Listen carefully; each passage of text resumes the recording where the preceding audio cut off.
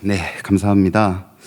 우리가 복음서를 읽거나 아니면 설교를 하다 보면요, 우리가 쉽게 빠지는 어떤 그 벽이나 함정이 있어요. 너무 익숙하다라는 거죠. 어찌하야면 이 익숙함을 넘어설 수 있느냐라는 것을 사실은 고민하다가 기도하는 가운데 오늘 찬양을 통해서 그 익숙함을 넘어설 수 있는 어떤 그 인사이트가 오더라고요. 사실은 그 복음서에 기록됐던 일들은 너무나도 놀라운 일들 아니었습니까? 상상할 수 없는 그 놀라운 일들이었습니다. 거기에 노랫말이 담겨졌죠. 익숙함을 이겨내는 길은 책 속에 있는 글들이 아니라 이 복음서의 글들이 우리 현실 가운데 이루어내는 것. 그럴 때만이 이 복음서가 우리에게 주는 그 익숙함을 넘어설 수 있다 생각합니다. 오늘의 예배조차도 우리가 그렇게 익숙함으로 드린 예배가 아닌 하나님의 놀라운 임재가 있는 그런 예배가 되었으면 좋겠다라는 바람을 가져봅니다. 우리 옆 사람에게 인사를 할 텐데 오늘 좀 특별하게 인사하겠습니다. 악수를 하면서 인사하겠습니다. 옆 사람 악수를 한번 할까요? 악수하면서 주님은 당신을 원하십니다. 항상 하다 보면 별로 원하지 않는 것 같은 느낌은. 자, 주님은 당신을 원하십니다. 네, 아멘, 감사합니다. 막강 7번째 시간입니다. 터치고요. 일부러 악수를 했듯이 터치입니다. 본 제목은 모든 사람이 주를 찾나이다 그러나입니다. 모든 사람이 주를 찾나이다 그러나입니다. 제가 말씀 제목을 하기 전에 먼저 서두에 말씀드렸다시피 먼저 드리고 싶은 말씀은 이 말입니다. 태도가 고도를 만든다. 좀 멋진 말이죠. 태도가 고도를 만든다. 제 말이 아니고 지글지글러라는 발음도 어려운 사람의 이야기입니다. 동기부여 강사인데요. 담임 목사님의 칼럼에도 소개된 적이 있습니다. 이 말을 묵상하면서 떠오른 게 바로 예배입니다. 예배에서 가장 중요한 게 과연 뭘까라고 생각해 봅니다. 하나님 앞에 서는 우리의 태도라고 생각을 합니다. 열심도 좋고요, 노력도 좋고요, 의지도 물론 중요합니다. 지금 이 자리에 오신 여러분들 어떤 마음으로 오셨습니까? 노력과 의지 아니면 익숙함? 늘 나오듯이 여러 가지 이유 가운데 이 자리에 앉아 있으리라 생각을 합니다. 그것만으로도 대단하고 감사합니다.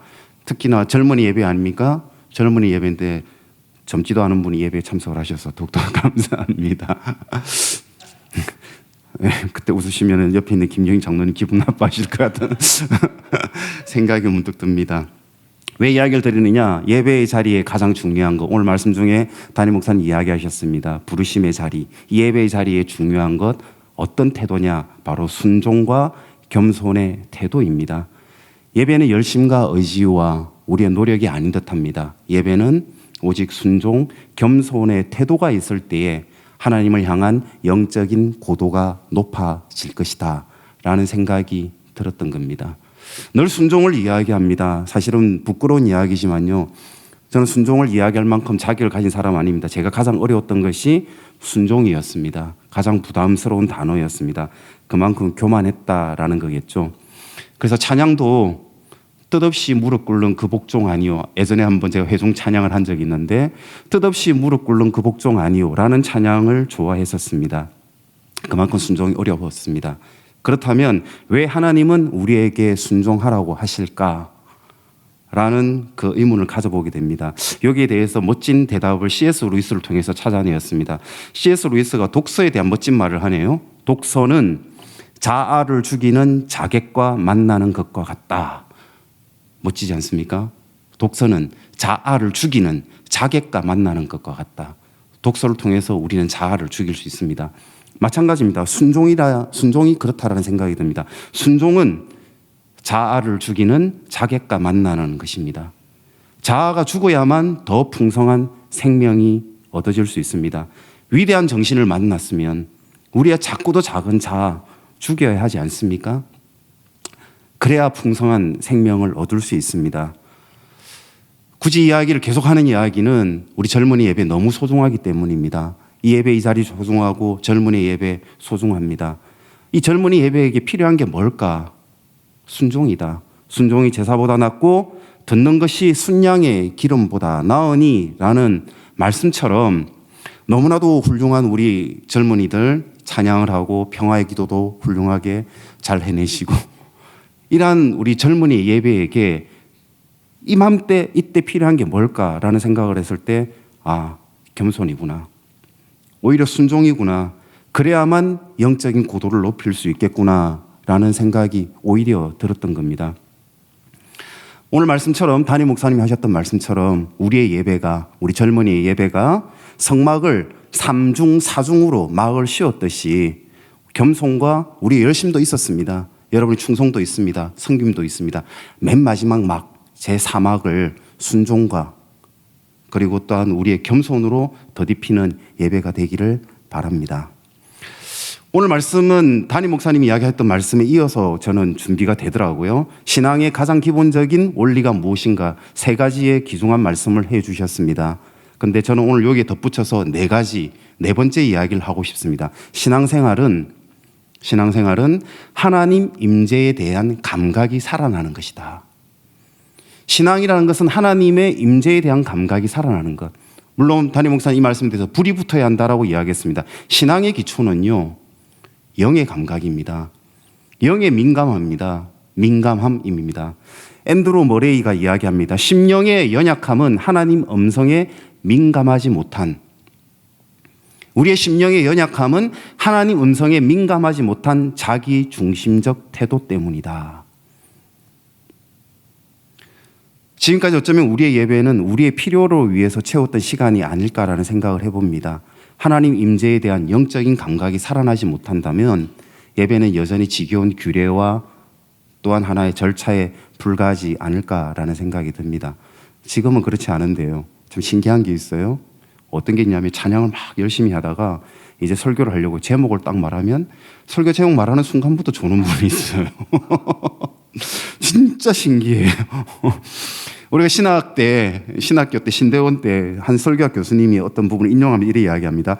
청중을 졸게 하는 설교자는 죄인이다 라고 이야기합니다. 청중을 졸게 하는 설교자는 죄인이다. 그런데 설교 제목을 이야기하는데 조시는 분이 있는데 이게 어떻게 설교자의 문제라고 이야기할 수 있습니까? 그렇죠? 예민하면 졸지 않습니다. 예민하면, 우리가 영적으로 예민하면 졸지 않습니다. 비록 이 자리 이 예배가 부교육자가 힘겹게 드리는 설교이지만 이 자리에도 하나님 분명 임재하신다라는 그 영적인 민감함을 우리가 인정하고 받으시는 분은 아멘으로 화답해 주시기 바랍니다. 감사합니다. 저는 아멘이 안 나올 줄 알았는데 오늘 말씀의 본문의 메시지가 바로 그러합니다. 오늘 말씀의 본문 제목이 기억하실지 모르겠습니다. 모든 사람이 주를 찾나이다 그러나 라고 제목을 붙였습니다. 모든 사람이 주를 찾나이다 그러나, 이 말씀의 제목은 보라 37절 본문의 말씀과 동일합니다. 만나서 이르되 주님을 만나서 제자들이 이야기합니다. 주님, 모든 사람이 주를 찾나이다 라고 주님께 이야기합니다. 그런데 이 말씀이 너무나도 슬픈 거죠. 왜요? 모든 사람이 주를 찾는다고 하는데 왜 슬픕니까? 왜 주를 찾았는지, 왜 주님을 찾았는지 그 이유를 알기 때문입니다. 왜 주님을 찾았습니까? 주님을 찾은 이유가 무엇입니까? 내가 지금까지 이야기했듯이 하나님의 임재를 바라서 우리가 주님을 찾았습니까? 아니요. 병을 고쳐달라고, 귀신을 쫓아내어 달라고, 나의 필요가 이러하니 나의 필요 때문에 주님을 찾았던 겁니다. 마찬가지 아닙니까? 우리가 이 예배 자리에 나온 이유가 무엇입니까? 주님의 임재를 정말 간절히 바라서 이 자리에 나왔습니까? 익숙함 때문에 나왔습니까? 열심 때문에 나왔습니까? 의지 때문에 나왔습니까? 노력 때문에 나왔습니까? 아니면 정말 하나님의 임재를 간절히 바라는 그 간절함 때문에 이 자리에 나왔느냐라는 겁니다. 주님을 정말 간절히 찾아서 모든 이들이 모여들었습니까? 그러하지 않았다라는 거죠. 그래서 너무나도 슬펐다라는 것이죠. 그래서 주님은 이곳을 떠나자, 이곳을 떠나 다른 곳으로 가자라고 이야기하셨던 겁니다. 청소년부 설교 때 빌립보서 2장 13절의 말씀을 전했습니다. 빌립보서 2장 13절, 너희 안에서 행하시는 이는 하나님이시니 자기의 기쁘신 뜻을 위하여 너희에게 소원을 두고 행하게 하시나니, 너희 안에서 행하시는 이는 하나님이시니, 우리 청소년부 얘기도 이야기했지만 너희 안에서 행하시는 이는 하나님이시니 안 놀랍니까? 놀래야 하지 않습니까? 우리 안에서 행하시는 이 하나님이라는 겁니다. 하나님이 내 안에 계시겠다고 합니다. 절대자이신, 창조주이신 이 천지를 지으신 하나님께서 내 안에 계시겠다고 합니다. 놀랍지 않습니까? 이런 말씀이 나오는데도 놀라지 않으니까 미치고 환장하는 거죠. 그러니까 이 말씀이라는 것이 그냥 화석이 되어버린 것 아닙니까? 그 하나님의 능력이 내 안에 들어오겠다고 하는데 빌립보서 2장 13절 빌립보서의 저자는 누굽니까? 맞습니다. 사도 바울입니다. 사도 바울은 바로 이 말씀 빌립보서 2장 1장 3장 4장 이 말씀을 증거하기 위하여 스슬프른 칼에 참수를 당하여 죽었던 증거자입니다. 이 말씀을 전하기 위하여 죽었던 증거자입니다. 그렇다면 적어도 이 말씀은 장난이 아니지 않습니까? 그렇다면 적어도 이 말씀은 말장난이 아니지 않습니까? 이 말씀은 놀라운 경험이었어요. 이 말씀은 놀라운 증거였습니다. 내 안에 들어오셨던 하나님, 내 안에서 들어오셔서 행하셨던 하나님, 이것은 하나님의 임재에 대한 분명한 경험의 증거였던 겁니다. 말이 아닌 겁니다. 놀라운 사실이었고 놀라운 사건이었고 이 사실을 증거하기 위해 제자들은 십자가에 매달렸던 겁니다. 이걸 알아야 불이 나는 거죠. 불이 나라고 한다 불이 납니까? 말씀을 알아야죠. 주님을 만나야죠. 바울이 만났던 주님을 만나야죠. 그 주님을 만나기 위해서 이 성경을 주신 것 아닙니까? 이것이 왜 화석이 되고 글이 되어버렸습니까? 우리가 초대한 것도 아닌데 주님이 먼저 오시겠다고 하지 않았습니까? 내가 먼저 들어가겠다고 이야기하지 않았습니까? 그러니 조금만 문을 열어달라고 활짝 열라고 이야기하지도 않았습니다. 네가 조금만 문을 열어주면 내가 비집고 들어가서 내가 하겠다고 하시는 말씀입니다. 이 예배 자리 거창한 거 아닙니다. 화려한 옷을 안 입어도 됩니다. 조금만 내 마음을 열어달라. 너희들이 근심이 있고 어둠이 있고 물리치지 못하는 그 어떤 아픔이 있다 할지라도 조금만 니네들이 마음의 문을 열면 내가 들어가서 내가 다 하겠다고. 예배는 주님을 영접하는 자리입니다. 이러한 주님을 모시는 겁니다. 이러한 하나님을 모시는 자리, 하나님을 환대하는 자리, 그것이 예배의 자리입니다. 정말 하나님 환대받고 있습니까? 우리 예배 가운데에? 아니지 않습니까? 어디에 계시는지도 모르지 않습니까? 정말 이 자리에 임재했다고 아멘함에도 불구하고 그 임재하신 하나님을 우리가 영감에 그 민감한 영적인 감각으로 하나님을 고백하고 있느냐라는 겁니다.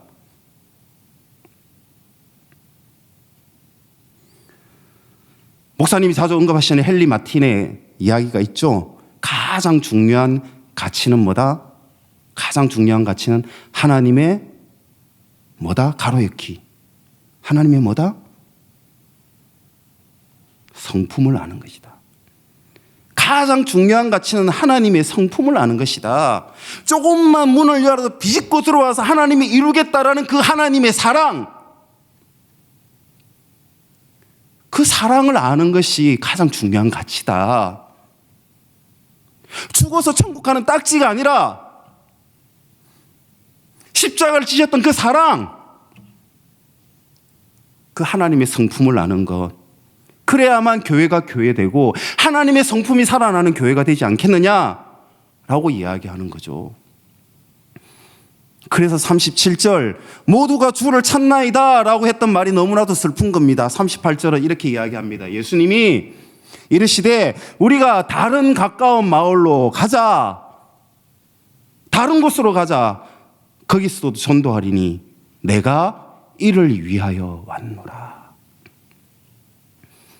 물론 이것을 이렇게 설교합니다. 많은 무리의 군중 가운데 인기에 영합하지 마십시오.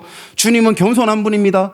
그래서 주님은 겸손하기 때문에 무리를 떠나서 다른 곳으로 갔습니다 라고 설교하죠. 그런 메시지를 전하죠. 아니지 않습니까? 물론 그럴 수도 있겠죠. 하지만 보다 더 근본적이고 더 근본적인 하나님의 마음이 표현되는 겁니다. 근원적인 하나님의 성품, 그 근원적인 하나님의 일을 나타내고자 했던 말씀이지 않습니까? 다른 마을로 가자, 거기서 전도하자, 내가 이를 위하여 왔노라. 전도가 뭡니까?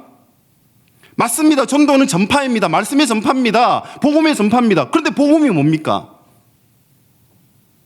맞아요. 복음이 기쁜 소식이에요. 로마서 5장 1절 볼까요? 그러므로 우리가 믿음으로 의롭다 하심을 받았으니 우리 주 예수 그리스도로 말미암아 하나님과 화평을 누리자. 너무나도 잘 아는 구절이죠. 우리가 믿음으로 의롭다 함을 받았으니 요거를 끝. 그게 아닙니다. 우리가 믿음으로 의롭다 함을 받았으니 그러므로 우리가 화평을 누리자. 그러므로 우리가 사랑을 누리자. 그러므로 우리가 용서를 누리자.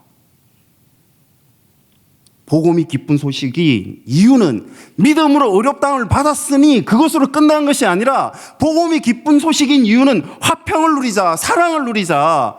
우리 교회가 잃어버린 것이 뭡니까? 화평을 잃어버렸잖아요. 믿음으로 의롭다함을 받았다라는 의인의 행세는 하고 있지만 사랑을 할지도 모르는,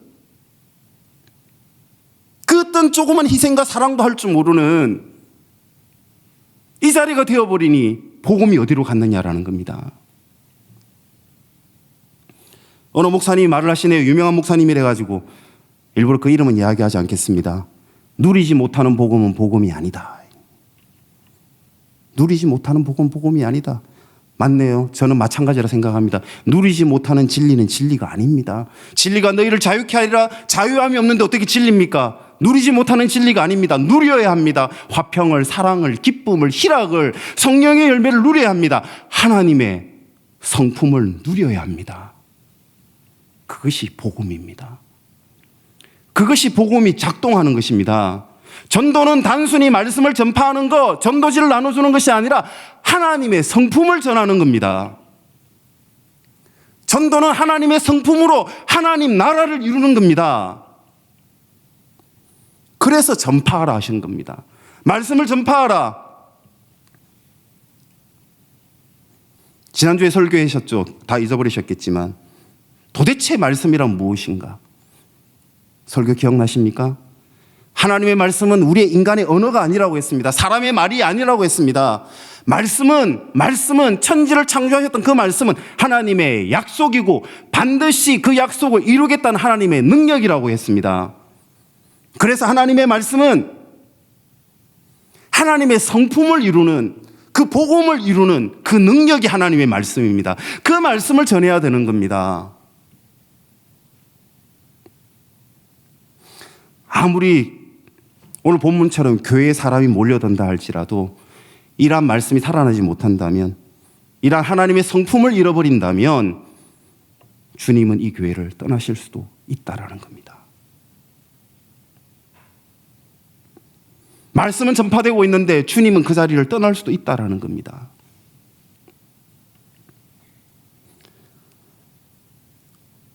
이 말씀에 대한 것이 또 아이러니한 상황이 본문에서 펼쳐지네요. 여기서 중요하니까 조금 더 집중해 주시기 바랍니다. 43절과 44절. 곧 보내시며 엄히 경고하사. 자, 이 이야기는 무엇이냐? 나병 환자를 낫게 하십니다. 낫게 하고 난 다음에 나병 환자에게 이야기합니다. 곧 보내시며 엄히 경고하사 이르시되 삼가 아무에게 아무 말도 하지 말라. 아무 말도 하지 말라. 아무 말도 하지 말라. 엄히 경고합니다. 전파해야 되는데요. 예수님이 나를 낫게 해주셨는데요. 놀라운 일이 일어났는데요. 그 말씀을 전해야겠는데요. 복음을 전해야겠는데요. 전도지 나눠줘야겠는데요. 교회에서 기적이 일어났는데요. 전해야겠는데 엄히 경고하사 아무 말도 하지 말라 라고 이야기하십니다. 그런데 45절, 그러나 그 사람이 나가서 이 일을 많이 전파하며 널리 퍼지게 하니 그러므로 예수께서 다시 그 동네에 들어가지 못하시고. 아이러니하지 않습니까? 말씀이 전파되었기 때문에 예수님이 오히려 그 동네에 들어가지 못했습니다. 우리는 열심히 말씀을 전했는데 오히려 예수님은 이 교회에 들어오지를 못하고 계시지 않습니까? 나는 열심히 전도했는데 왜 예수님이 이곳에 들어오지 못합니까? 동일한 말이었는데. 그래서 사실은 제가 이 자리가 얼마나 두렵고 떨리는 자리인 줄 아십니까? 오늘 청소년 설교하면서 그래서 나는 가장 어색한 말이 목사라고. 박 목사라는 말이 나 잘 안 어울려. 나 그런 인생 아니었다고. 그렇게 개혁한 적 한 번도 없다고. 근데 이 자리에서 하나님 말씀을 감히 전한다고요?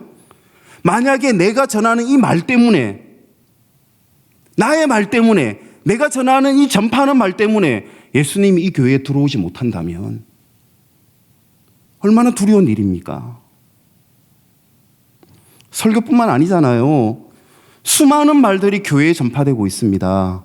사람들이 모여서 수많은 말을 이야기하고 나는 전한다 이야기하고 있습니다. 그 수많은 말들 때문에 주님이 이 교회에 들어오지 못한다면 그래서 도대체 말씀이란 무엇인가? 이야기는 나중에 제가 마무리하면서 더 전하도록 하고, 나병 환자에 대해서 한번 짚고 이제 넘어가겠습니다. 나병 환자는 잘 아시는 것처럼 여러분만큼 정말 대단한 사람입니다. 나병 환자 정말 대단하지 않습니까? 젊은이도 아닌데 젊은이 예배에 참석하셨던 김경식 장로님처럼 정말 대단한 나병 환자입니다. 나병 환자는 알다시피 조금 더 부연을 하겠습니다. 결코 예수님 앞에 나올 수 없는 자였죠. 나병 환자는 아시다시피 나는 부정한 자요, 부정한 자요, 부정한 자요. 스스로가 자기를 밝히고 자기를 증거하고 자기 증명을 하며 나는 부정한 자라고 외쳐야 합니다. 왜? 사람이 그에게 접근하면 안 되기 때문에. 머리를 깎아야 했고 찢어진 옷을 걸쳐야 했습니다. 윗입술에 손을 대고서 다니며 나는 부정한 자요 외쳐야 합니다. 그래도 자기도 모르게 어쩌다가 누군가가 자기 옆에 다가오게 되면 자기로 인함도 아닌데 그의 잘못인데 그 접촉함으로 말미암아 돌에 맞아 죽어야 할 대상이 나병 환자였단 말입니다. 그 나병 환자가 어떻게 왔는지는 모르겠는데 예수님 앞에 온 거예요. 기록되어 있지 않고 소개되어 있지 않습니다. 하지만 그 나병 환자는 정말 대단했겠죠. 수많은 현실의 벽을 넘어서 그 벽을 넘고 뚫고 뚫어서 예수님 앞에 나왔던 겁니다. 적어도 이 정도 모습으로 우리 주님 앞에 나가야 되지 않습니까? 적어도 그런 예배자가 되어야 하지 않습니까? 그 장면을 한번 상상을 해보십시오. 그 현장에 우리가 한번 있다라고 한번 상상을 해봅시다. 수많은 사람의 겹겹이 쌓여있는 그 예수님, 그 예수님에게 달려가는 나병 환자를 한번 상상을 해보십시오. 그에게는 간절함이 있었습니다. 간절함이 있었다고요. 그리고 용기가 있었습니다. 돌에 맞아 죽을지언정 위험을 뚫고 나아가는 그 용기와 간절함, 그리고 무엇보다도 오늘 처음 이야기했던 겸손함이 있었습니다. 겸손함. 40절. 한 나병 환자가 예수께 와서 꿇어 엎드려 간구하여 이르되, 그는 예수님 앞에 꿇어 엎드렸습니다. 꿇어 엎드렸어요. 꿇어 엎드리다 헬라어로 고누 페톤. 헬라어를 굳이 설명해야 하기 때문에 이야기했습니다. 중요하기 때문에 고누 페톤, 고누는 무릎입니다. 무릎, 페톤은 뭐냐? 페톤, 무너지듯이 넘어지듯이 절벽에서 떨어지듯이 굴다라는 것이 페톤이에요. 예수님 앞에 무릎을 무너지듯이, 무릎이 깨어지듯이 몸을 던지며 엎드리며 예수님 앞에 나왔다라고 헬라의 기자는 기록하고 있는 겁니다. 그냥 그 앞에 꿇고 엎드리며가 아니라 고누 페톤, 무릎이 쪼개지는 그런 간절함을 가지고서, 그리고 주님 앞에 겸손함으로, 주님을 절대 의지함으로 나왔다 라고 이야기하는 겁니다. 그렇게 무너지듯 간절한 예배가 되었으면 좋겠습니다. 그 간절함이 우리 예배를 저는 살릴 수 있으리라고 생각을 합니다. 그러하기 위해선, 제가 중요하다고 이야기했던 부분인데요, 그러하기 위해선 우리의 시선을 이제는 나병 환자가 아닌 예수님께로 돌려야 됩니다. 우리가 진정 간절한 예배가 되기 위해서는, 우리의 예배가 정말 겸손하고 간절한 예배가 되기 위해서는 우리의 시선이 나병 환자가 아닌 예수님께로 시선이 돌아가야 됩니다. 왜냐? 나병 환자는 그 간절함으로 예수님에게 다가갔습니다. 그래서 우리는 이렇게 배웁니다. 간절하면 나으리라, 간절하면 이루어지리라. 간절했던 나병 환자처럼 간절한 믿음, 간절한 용기가 있으면 나으리라. 물론 간절함, 용기가 필요합니다. 그러나 그 나음을 이루신 것은 41절 예수께서 이르시되 내가 원하노니 깨끗함을 받으라 하시니, 내가 원하노니, 주님이 원하노니, 하나님이 원하시니, 물론 간절함이 필요했겠죠. 하지만 하나님이 원하지 않는다면 그 어떤 일도 일어나지 않습니다. 모든 권능과 모든 주권과 모든 능력, 생명의 허락하심 오직 주님께 있습니다. 우리의 열심, 우리의 간절함 필요하겠죠. 그런데 이것이 결국 우리의 말이 됩니다. 나병 환자 결코 하지 말라는 우리의 간정이 되어버립니다. 간정을 하면서 누굴 증거합니까? 원하셨던 하나님을 증거합니까? 간정을 하면서 나를 증거합니까? 그래서 그 말을 전하지 말라라고 이야기했던 겁니다. 착각하면 안 됩니다. 우리의 간절함이 우리를 낫게 한 것 아닙니다. 오직 주님의 허락하심입니다. 하나님의 원하심, 하나님의 열심, 하나님의 주권 때문에 낫게 되었습니다. 우리의 시선은 나병 환자가 아닌 우리의 시선은 하나님께 나아가야 됩니다. 내가 원하노니 깨끗함을 받으라 하시니라. 모든 교회가 나병 환자의 시선이 되어버리지 않았습니까? 인간의 열심을 이야기하고 있지 않습니까? 간절함은 이야기하고 있지 않습니까? 시크릿을 이야기하고 있지 않습니까? 간절하면 다 이루어지리라 이야기하고 있지 않습니까? 아니요. 하나님이 원하셔야만 이루어집니다. 그래서 교회는 물어야 됩니다. 이제 교회는 물어봐야 됩니다. 하나님, 당신이 원하시는 것은 무엇입니까? 하나님, 우리 홍대 세교회에 원하시는 것이 무엇입니까? 하나님, 홍대에 세교회를 세우고 젊은이 예배를 만드셨으니 이 젊은이 예배에 원하시는 것이 무엇입니까? 예수님 당신이 원하시는 것이 무엇입니까? 내가 원하는 거 말고요. 성도가 원하는 거 말고 모든 사람이 주를 찾나이다 하고 찾아온 그 사람들이 원하는 거 말고요. 하나님이 원하시는 것이 무엇인가 묻고 찾아야 하는 겁니다. 그것이 교회고 그것이 복음입니다. 마지막으로 오늘 본문 말씀 41절 이야기하면서 진정으로 하나님이 원하시는 게 무엇인지 그걸 한번 찾아내어 보고자 합니다. 41절 예수께서 불쌍히 여기사, 우리 41절 다 같이 한번 읽어보겠습니다. 예수께서 불쌍히 여기사 손을 내밀어 그에게 대시며 이르시되 내가 원하노니 깨끗함을 받으라 하시니라. 다시 한번 읽어보겠습니다. 예수께서 불쌍히 여기사 손을 내밀어 그에게 대시며 이르시되 내가 원하노니 깨끗함을 받으라 하시니. 나병 환자는 세상이 버린 존재죠. 별로 안 와닿죠. 버림받아 본 적이 없기 때문에 그저 감정이입이 안 되죠. 그런데 어쨌든 나병 환자는 세상이 버린 존재였습니다. 그런데 예수님은 세상이 버린 그를, 나병 환자를 영접하였습니다. 부모가 버렸고 사회가 버렸고 심지어 자기 자신도 자기를 버린 사람, 그 사람을 예수님이 영접하였습니다. 그리고 그에게 이야기합니다. 우리가 나눴던 인사말, 내가 너를 원한다. 낫게 해준 것이 아니라 내가 너를 원한다라고 이야기합니다. 단 한 번도 내가 너를 원한다는 소리를 들은 적 없는 나병 환자 아닙니까? 아무도 자기를 원한 적 없습니다. 그런데 예수님이 내가 너를 원한다고 하십니다. 나병 환자는 단순히 깨끗함을 받았습니까? 아니요. 나병 환자는 모든 것이 회복되었습니다. 내가 너를 원한다라는 그 말 한마디에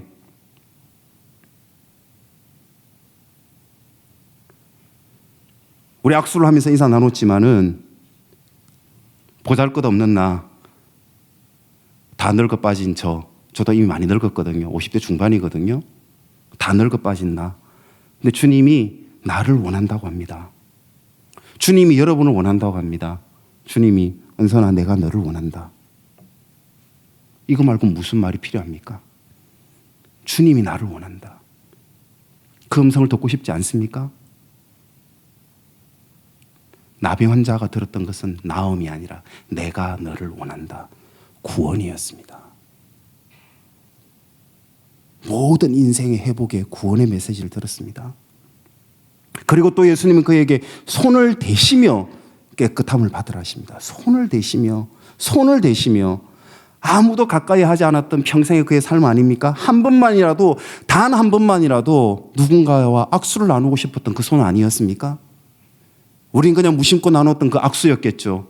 나병 환자는 단 한 번도 누구와의 손을 마주할 수 없는 사람이었습니다.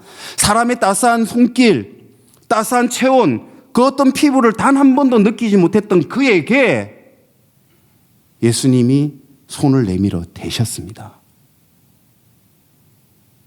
그리고 깨끗함을 받아라고 했습니다. 예수님의 터치였습니다.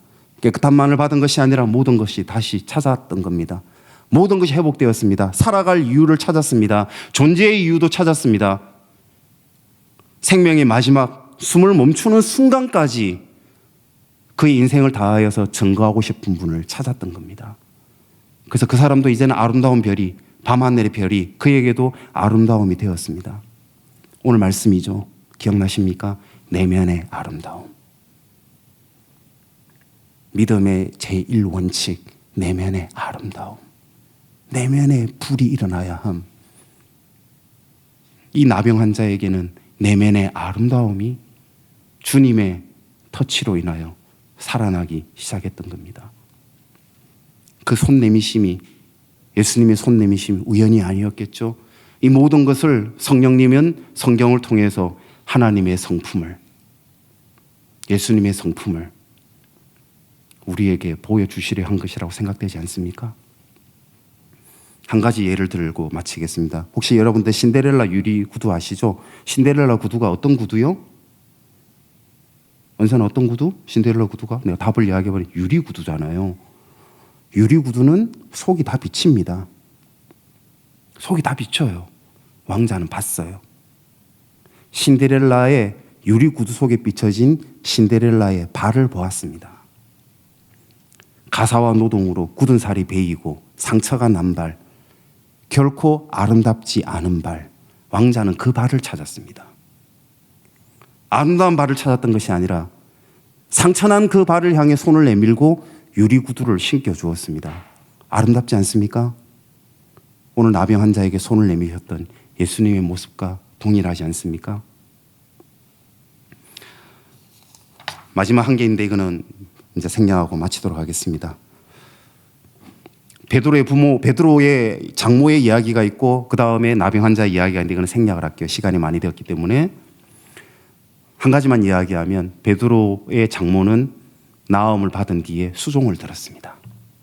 떠벌리지 않았습니다. 섬겼습니다. 나병 환자는 너무나도 감격했겠죠. 그래서 어쩔 수 없이 전했겠죠.